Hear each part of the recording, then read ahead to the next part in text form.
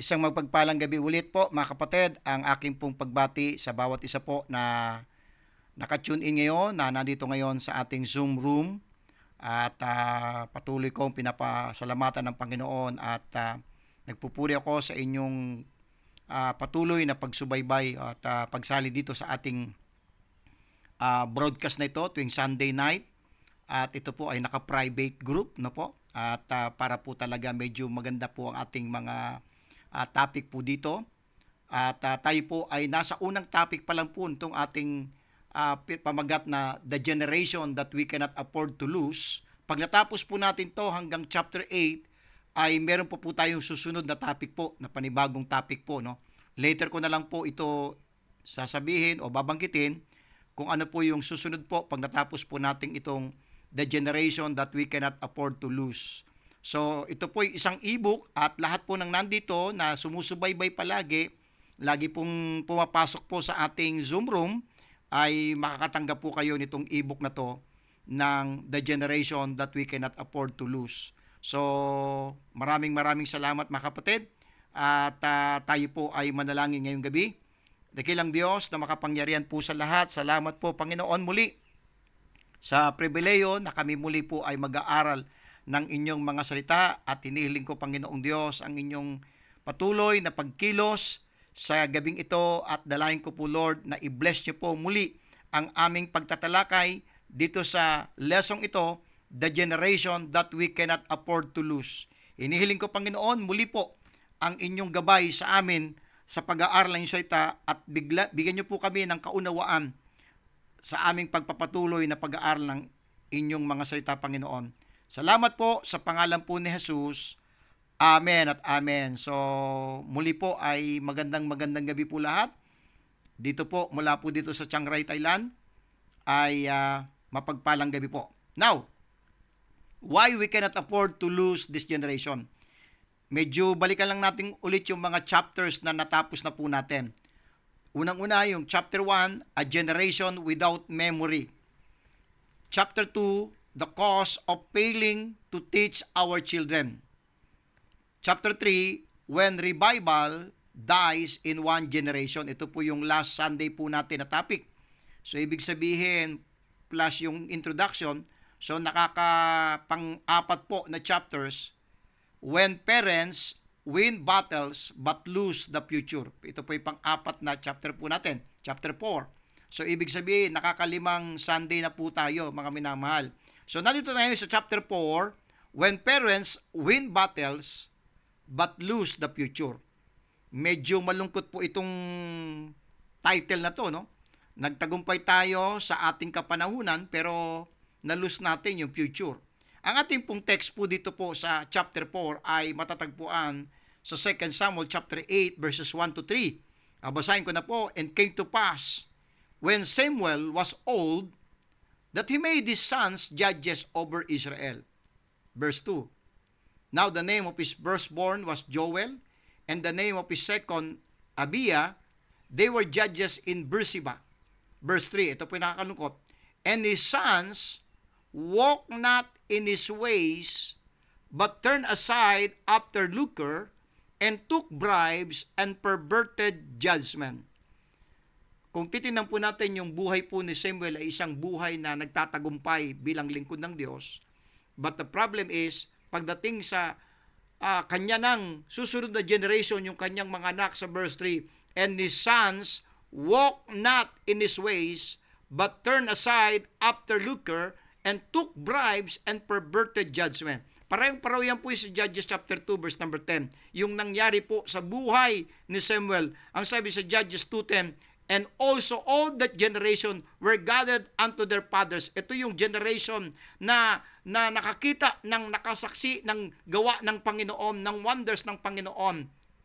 Ang problema, and there arose another generation after them, which knew not the Lord, nor yet the works which He hath done for Israel.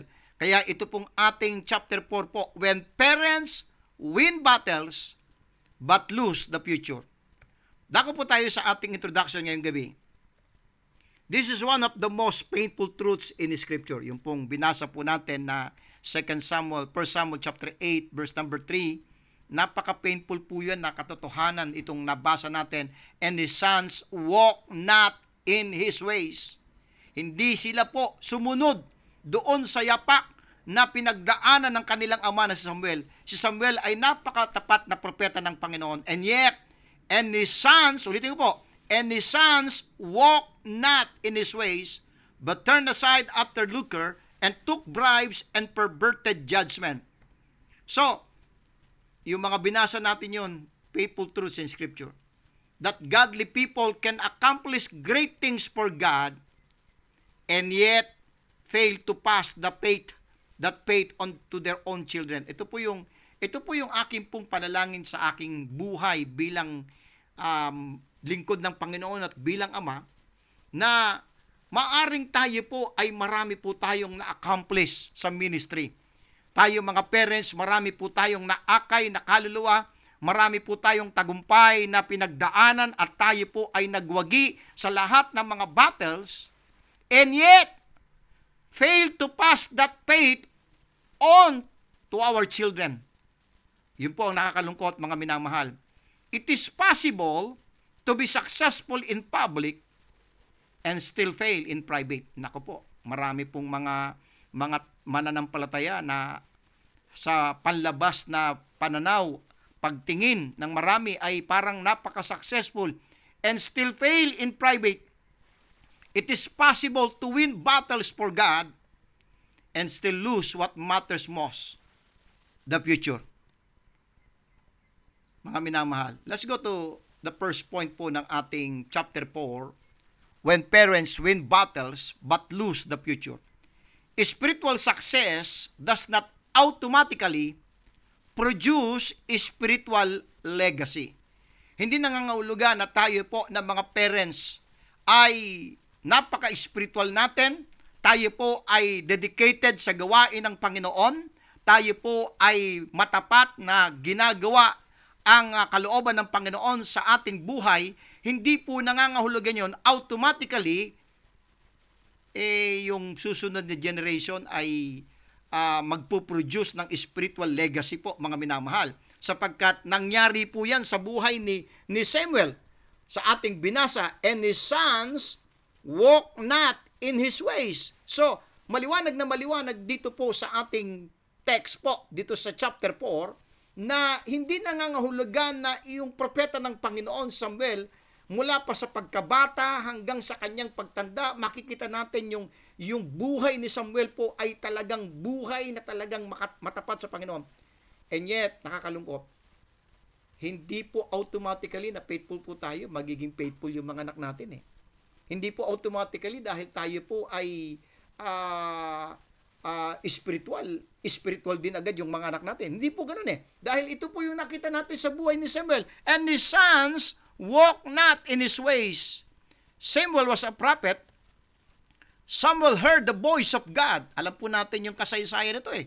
Okay? Nung siya po ay tinatawag ng Panginoon. Samuel led a nation. Yet the Bible records a heartbreaking truth. Ano po yon? His sons did not walk in his ways.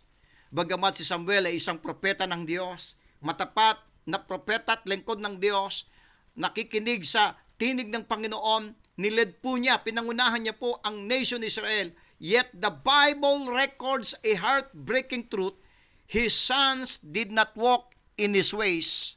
This teaches us that spiritual position does not guarantee spiritual transmission. Ito po yung tinuturo dito sa ating point number 4, okay, sa 1 Samuel chapter 8, verse number 3, na yung ating spirituality ay hindi po maggagarantiya ng spiritual transmission dahil tayo po ay naglilingkod sa Panginoon, tayo po ay may ginagawa sa church, tayo po ay nag-i-involve sa mga ministry sa church. Hindi po yun naggagarantiya na dahil po ginagawa po natin yon, iyon ay automatic na magta-transmit sa ating mga anak. That's why dito sa ating first point, spiritual success does not automatically produce spiritual legacy. Let's go to point number 2. Busy serving God can never replace raising godly children. Ulitin ko po ito dahil dito po maraming pagkakataon ako po mismo ay nung mga unang mga panahon nung malilit pa yung mga anak ko ay mayroong pagkakataon na ako po ay nag-fail din dito eh. At marami pong mga pastor ang nag-fail po dito sa point number 2 eh. Busy serving God can never replace raising godly children. Samuel was busy judging Israel. Minsan tayo mga parents, busy po tayo sa paglilingkod sa Panginoon, and yet hinahayaan natin yung anak natin na hindi nagcha-church dahil maliit pa lang sila, iniisip natin. Hinahayaan natin sila na busy din sila sa kanilang pag-aaral. Habang tayo ay busy sa ating pag-church, busy tayo sa ating ginagawa sa anumang mga obligasyon natin sa ating mga local churches, hindi po yung pagiging busy po natin ay magre-replace po yun. Hindi pwede natin ipalit yun doon sa pagre-raise natin ng godly children, mga minamahal. Samuel was busy judging Israel. Busy po siya leading God's people. Busy solving national problems. But busyness in ministry can quietly replace intentional parenting. Ayun mga kapatid, actually, madalas kong narinig sa ibang mga matatandang pastor ay ang first ministry po natin yung ating pamilya. Kasi minsan, maraming mga preachers, maraming mga workers, maraming mga faithful pastors na nagiging busy sa church, busy na nag-soul winning, busy nagkakandak ng mga Bible study, and yet, napapabayaan niya yung kanyang pamilya. At yun yung nangyari kay Samuel. Okay? Busy serving God can never replace raising godly children. Winning battles in public does not excuse neglect at home. Hindi porke tayo po ay nagtatagumpay sa ministry, sa church. Okay? At maraming mga nasisave, maraming na-add sa ating local churches, marami tayong nabubuksan ng mga ministeryo, hindi po yun pwede natin gamitin na mag-excuse tayo para makalimutan natin yung responsibilidad natin sa ating mga anak. Winning battles in public does not excuse neglect at home. Amen. Point number 3. Children follow example more than instruction. Ulitin ko po ito. Children follow example more than instruction. Judges chapter 2 verse number 10. Anong naging problema ito? Which knew not the Lord. Alam niyo kung anong naging problema nito? Okay? Hindi po nila nakita. Hindi po ipakita sa kanila yung magandang halimbawa. Amen? Children do not only listen to what we say. They observe how we live. They notice our priorities. Pinagmamasdan tayo ng ating mga anak. Pinagmamasdan tayo ng mga young people. Kaya minsan, dito po nagpe-fail yung mga parents eh. Sasabihin natin sa ating mga anak ay mahalaga yung pananambahan, pero tayo minsan ay nagkukulang din. Tinitingnan po nila yan. They notice our priorities. Ano ba ang priorities natin? Sapagkat ang mga children ngayon, okay, children follow example more than instruction. Bago natin turuan sila na sila po ay maging faithful sa pagdalo, dapat tayo na mga parents ay maging faithful muna. Bago natin turuan sila ng salita ng Diyos, tayo muna. Bago natin sila turuan na magbasa ng Bible, tayo munang mauna. Because they notice our priorities. Our time. Saan ba natin masyadong ginugugol yung time natin? Tinitingnan nila yan, mga minamahal. Our values. Our values, mga minamahal. what is important to us becomes important to them. Totoo po yan.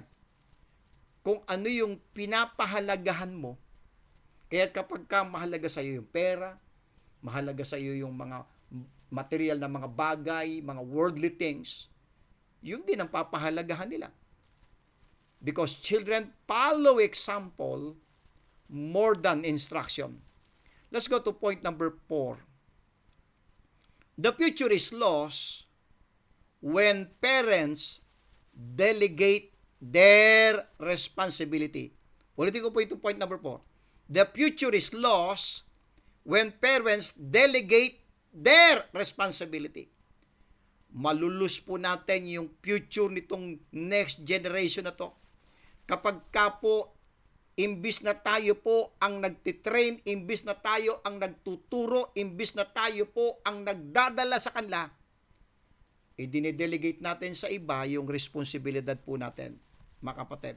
Babasahin natin ulit ito yung Deuteronomy chapter 6.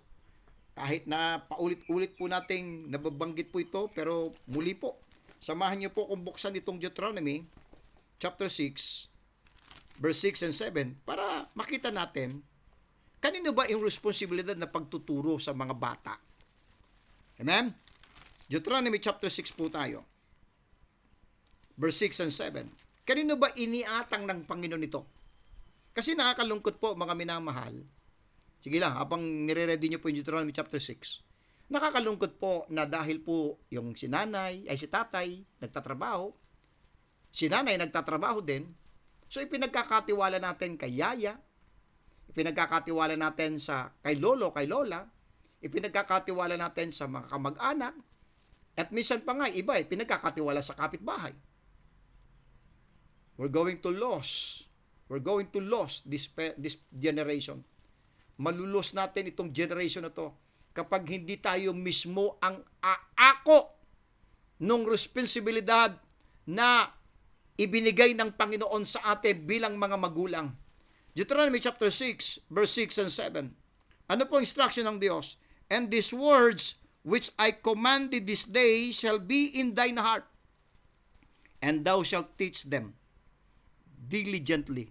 Inuulit-ulit ko po lagi po yung word na diligently. Ibig sabihin, hindi lang ito parang casual lang, na parang pag naisipan lang natin. Pag sinabing diligently, talagang consistent. Nandito yung word na consistent. Nandito talaga yung talagang pagsusumikap, pagtsatsaga. Ha? Thou shalt teach them diligently unto thy children, and shalt talk of them when thou sittest in thine house, and when thou walkest by thy way, and when thou liest down, and when thou risest up, and thou shalt bind them for a sign upon thine heart, and they shall be as frontlets between thine eyes, and thou shalt write them upon thy posts of thy house, and upon thy gates. Makikita natin, mga minamahal, yung responsibilidad, alam nyo mga kapatid, wala po sa ibang tao eh. Nasa atin po, mga magulang, yung responsibilidad. Pero dahil po maraming mga Christian parents po ngayon na i-delegate nila yung responsibilidad nila. Ngayon nga po meron ultimo nga yung mga parents, di ba? Pagka iniiwan dun sa daycare center yung kanilang mga anak na maliliit. Tuwang-tuwa tayo na yung mga anak natin hindi tayo naaabala. Akala natin okay lang yun dahil hindi tayo naiistorbo. Pero hindi natin namamalayan, we're going to lose this generation. Mga kapatid, sabi ng Bible, and thou shalt teach them diligently. Ikaw ang merong responsibilidad, kapatid, unto thy children. God never transferred this responsibility to priests, prophets, or programs. Hindi kailanman yung pagtuturo sa ating mga anak, sa mga pastor, sa Old Testament, sa mga priests, sa mga prophets, o kanino mang program. Ikaw mismo, mga kapatid, ang merong responsibilidad. Parents are the primary disciplers. Ikaw mismo ang magtuturo. Ikaw mismo ang magtitrain, mga kapatid. When parents delegate what God designed them to do, children are left spiritually vulnerable. Madalas po, kung tayo po ay kukuha ng statistics sa mga kabataan na hindi po tinrain ng kanilang mga magulang, madalas po yung mga pasaway. Bakit? Anong gagawin ni Yaya diyan? Susubuan? Una, hindi naman siya ang magulang. Kaya, tapos itong mga bata, talagang andyan po yung nature na po ng bata ang pagiging matigas ang ulo. Nature ng bata ang pagiging pilyo, no? Talagang hindi niya pwedeng i-correct 'yon dahil siyempre yaya lang siya eh. And because of that, kapag dinelegate natin sa ibang tao yung responsibilidad natin, yung mga bata ay inilalagay natin sa isang nakakatakot na sitwasyon. Children are left spiritually vulnerable. Let's go to point number 5. Winning battles can hide long-term failures. Ulitin po ito. Winning battles can hide long-term failures. Israel wanted a king because of Samuel's sons were corrupt. Alam niyo po, mga kapatid, dahil po sa failure po ni Samuel sa kanyang mga anak, anong nangyari po? Pati yung nation Israel ay nadamay. In Samuel chapter 8 verse 5, sabi nila, make us a king to judge us like all the nations. One family failure, listen to this, reshape a nation's future. Kaya nga, napakalaki po ng responsibilidad natin, mga kapatid, sa future generation. Isang pagkakamali lang natin bilang isang pamilya, damay po yung church, damay po yung future generation, mga kapatid. Personal neglect often produces public consequences. Kaya, alam nyo, dyan sa batasan, hindi rin naman magtataka dahil yung mga parents ng mga kabataan dyan sa lugar namin sa Batasan Hills, sa Quezon City, ay mga unsaved. Talagang yung mga kabataan, mga kapatid, dahil pinabayaan ng mga magulang. At saka hindi lang pinabayaan, wala naman talaga silang makikitang magandang example sa kanilang mga magulang, mga unsaved. Alam nyo ang nangyayari, mga kapatid? Sakit sila ng lugar. Maingay, nakaka-istorbo sila. Nagkikreate sila ng kaguluhan. Nagkikreate sila ng takot sa iba. Personal neglect often produces public consequences. Let's go to point number 6. God's command. Build the future intentionally. Talagang sa sarili mo talaga, i-commit mo talaga yung sarili mo. Mga kapatid, sabi sa Proverbs 22 verse 6, train up a child in the way he should go. I want you to note the word, he should go. I-train natin yung mga bata in the way he should go. Alam nyo, mga kapatid, ito po ay, nung kami po ay may school, nakalagay po ito, train up a child in the way he should go. But alam nyo po kung kanino po ito naka-address? Hindi po sa mga teachers. Bagamat ito ay kinukot madalas, inilalagay sa mga Christian school. Pero actually, ito po ay naka-address sa mga parents, hindi sa mga teachers. Okay? Ano ituturo ng mga teachers po? Okay? Yung academic. Pero alam nyo, mas marami po yung oras nila sa bahay. At nandoon po yung pagtitrain.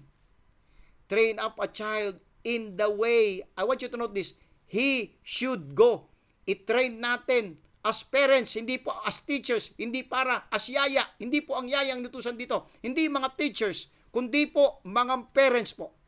At pag itinrain po natin yung ating mga anak doon sa daan na dapat, na dapat niyang daanan, na dapat niyang lakaran, he shall not depart from it. Hindi po, train up a child in the way they want it to go. Hindi doon sa gusto nila. Hindi yung gusto nila ang dapat masunod, kundi yung kalooban, kagustuhan ng Diyos. Ito po yung God's command. Build the future intentionally. Training is intentional.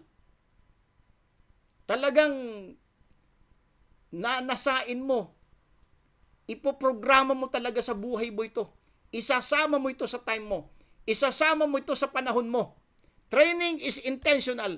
Training is consistent. Hindi lamang intentional, talagang gugustuhin mo, talagang gagawin mo, kundi consistent palagi. Palagi. And training requires time. Mga kapatid, requires time. Raising godly children does not happen accidentally. Ayun mga kapatid, mabilis lamang po ang panahon ngayon. Makikita mo lang yan, maliit pa lang siya. Pero pag pinabayaan natin yan, ang bilis po ng panahon. Sigurado po, baka relate kayo sa sinasabi ko. Napakabilis po ng panahon. At yung magre-raise tayo ng mga godly children, hindi ito mangyayari sa ngayon lang, sa isang beses. Raising godly children does not happen accidentally. Ito po ay intentional, consistent, at nangangailangan ng time. Let's go to point number 7. Redeeming the future starts today. Let's turn. Buksan mo natin ang ating mga Bible sa Ephesians chapter 5. Ephesians chapter 5 po. Buksan po natin mga Bible po natin. May ipapakita po ako sa inyo. Ephesians chapter 5.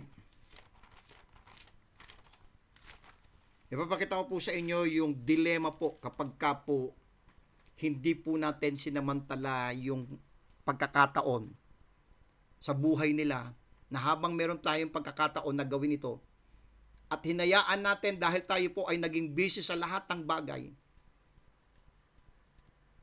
Itong chapter 4, when parents win battles but lose the future. Yan po yung mangyayari sa buhay natin.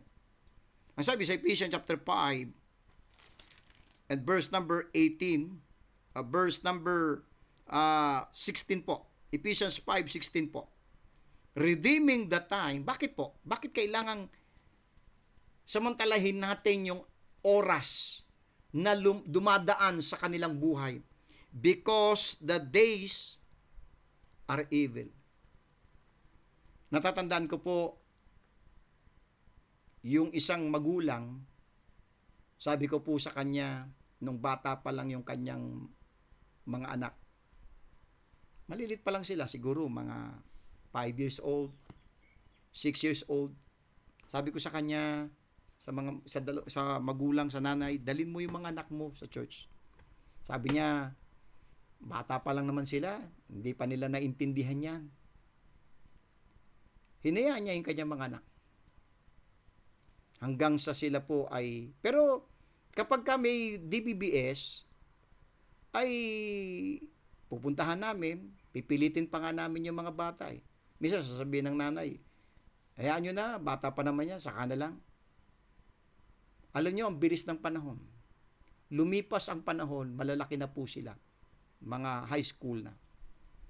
Alam nyo, ang titigas ng ulo ng mga bata. Sumasagot na sa magulang, lumalaban na sa kanilang nanay. And then, lalapit sa akin yung nanay, iiyak. Tapos sasabihin ng nanay, sasabihin niya, saan daw siya nagkulang? Sinuportahan naman daw niya. Minsan tayo mga magulang ganyan, saan ba tayo nagkulang? Pinakain ka naman namin. Pinaaral ka naman namin. Hindi, talagang may pagkukulang kayo. Hindi nyo dinala, hindi nyo sinamantala yung panahon. Ang sabi ng Bible, redeeming the time because the days are evil. Ang mundong ito ay pasama ng pasama. At kapag hindi natin sinamantala yung pagkakataon na habang sila'y bata pa, habang kaya pa nating kontrolin yung buhay nila, kaya pa natin silang pigilin yung mga bagay na hindi dapat mangyari, gawin natin mga kapatid. Redeeming the future starts today, mga minamahal. Failure is not final if we will start today. Ulitin ko po, failure is not final if we will start today. God is calling parents today to realign priorities. Hindi pa huli, I don't think na huli na lahat. Habang tayo po ay buhay pa, ako naniniwala na ang salita ng Diyos ay makapangyarihan. Tinatawag tayo ng Panginoon, ayusin lang natin yung priorities natin. Realign priorities. Restore family altars. Magkaroon kayo ng prayer time, Bible time, devotion time. Amen? Reclaim spiritual leadership. Ikaw ang leader, hindi sila. Hindi silang dapat masunod. Hindi sila dapat ang nagko-control sa pamilya. Ikaw. The future can still be saved, mga minamahal. Kung iaayos lang natin yung mga priorities natin, i-restore natin yung family altars, at i-reclaim natin na tayo yung spiritual leader, mga parents, sa bahay natin, sa tahanan natin, the future can still be saved. Let's go to the conclusion po. Alam mo kapatid, it is possible to win battles and still lose the future. Totoo po yan. Pwede po tayong nagtatagumpay ngayon, pero na-lose natin yung future nila. But, it does not have to be that way. Pero hindi dapat sana ganun ang mangyari, mga kapatid. Ako po, malulungkot ako kapag ka po yung aking mga anak ay mawawala sa gawain ng Panginoon pag ako po ay wala na kami ng mga magulang niya. Nakakalungkot po. One time, meron pong isang pastor dyan sa may Quezon City. Napakahigpit po nitong pastor na to eh. Opo. Pero nung namatay po siya, nakakalungkot po yung kaisa-isa lang niyang anak na babae. Hindi maganda yung ginawa. Yung testimony ngayon ng kanyang anak. It is so sad. Hindi dapat ganun ang nangyayari, mga kapatid. If we invest in this generation now, alam niyo kung saan natin dapat invest yung time natin? Alam niyo kung saan natin dapat invest yung ating time? Yung effort natin? Dito sa susunod na generation. If we invest in this generation now, we secure tomorrow. Magkaroon tayo, mga kapatid, mga fellow pastors, preachers, na mag-invest tayo. Kaya, alam nyo, ang ganda nung, natatandaan ko na pong nagsisimula kami mula sa Nueva Ecija, sa Quezon City, at maging sa Tacloban, at maging dito sa Chiang Rai. Alam nyo kung saan kami nagsisimula ng ministry? Sa mga bata.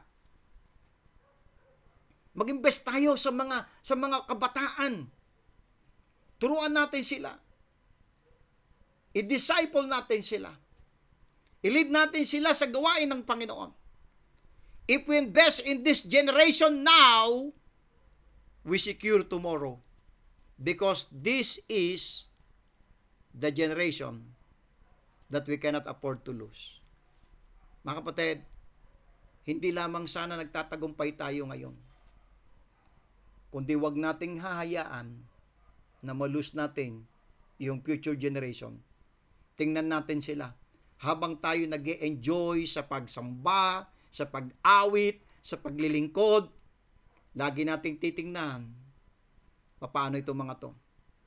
Let's invest our time, our life, ano man yung pwede nating ma-invest ngayon para ma-secure natin tomorrow. Because this is the generation that we cannot afford to lose. Tayo po ay mag-pray. Lord, muli, maraming salamat po, Panginoon, sa oras pong ito. Salamat po sa inyong kabutihan. Salamat po sa inyong salita. Salamat po dito sa mga araling ito na hindi nangangahulugang kami ngayon ay nag-e-enjoy ng inyong biyaya, ng tagumpay na ibinibigay nyo sa amin. Automatic po yung generation na susunod ay ganun din. Kailangan sa oras na ito matuto kaming i-commit namin intentionally na mag-i-invest kami ng time sa aming mga anak. Mag-i-invest kami ng effort, ng panahon. Ililid namin sila, i-guide namin sila sa daan na nais ninyong kanilang lakaran, Panginoon. Hinihiling ko, Lord, na i-bless niyo po ang araling ito. Tulungan niyo po kami ng mga parents na lalong higit na magkaroon kami ng mainit at maalam na commitment sa mga susunod generation. At kikilos kami para magkaroon kami ng bahagi na hindi namin malulus yung susunod na generation. Muli po, Panginoon, salamat po sa pangalan po ni Jesus. Amen at amen. So sana po ay tayo po ay pinagpala ng salita ng Panginoon ngayong gabi at maya-maya po ay tayo po ay i-screenshot po natin yung attendance po natin. Salamat po sa patuloy po na inyong pagsubaybay po dito po sa ating The Generation That We Cannot Afford to Lose. Sa next Sunday po ay babanggitin ko na po ano yung susunod po na topic po natin. Maganda po. Napakaganda po yung susunod po natin topic. Pero in the meantime, tayo po ay nagtapos ngayon sa chapter 4. So, meron pa pong ilang mga chapters pa po ito. Hanggang 8 chapter po ito eh. Okay? Kaya patuloy po, nasubaybayan po natin to hanggang sa matapos po at kayo ay mapadala nito o magkaroon nitong ebook nito na Generation That We Cannot Afford to Lose. Minsan pa po mga kapatid, huwag po tayong mag-out po, mag-screenshot po tayo. God bless you all.